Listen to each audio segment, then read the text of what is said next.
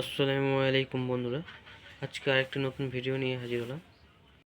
তো বন্ধুরা, ধনেপাতা চাটনি করার জন্য আমরা টমেটো নিলাম, পেঁয়াজ নিলাম, লেবু নিলাম, কাঁচা লঙ্কা নিলাম আর কয়েক কুচি রসুন নিলাম। এগুলো সবগুলো পেস্ট করে নেব। কড়াইতে আমরা তেল দিলাম 50। গরম হয়ে যাওয়ার পরে আমরা কিছু পেঁয়াজ কুচি দিলাম। পেঁয়াজটা হালকা লাল হয়ে যাওয়া কিছু রসুন কুচি দিয়ে দেবো আমরা। তারপরে ব্লেন্ড করে রাখা টমেটো দিয়ে দেবো। টমেটো, মরিচ, রসুনের পেস্টটা 1 মিনিট ভেজে নেওয়ার পরে ধনেপাতা পেস্টটা দিয়ে দেবো আমরা। কিছুক্ষণ আমরা কষিয়ে নেবো। এটা দেবো বাড়ি বানানো জিরা মরিচের গুঁড়ো দেবো।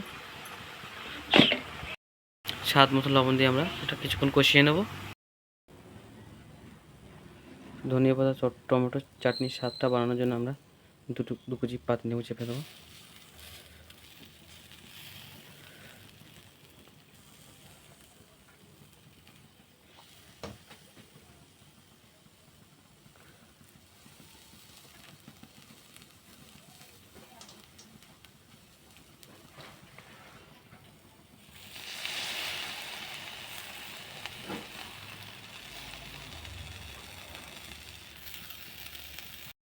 ধনিয়া পাতা টমেটো চাটনিটা রেডি হয়ে গেছে, খুব সুন্দর সেন্ট বেরোচ্ছে।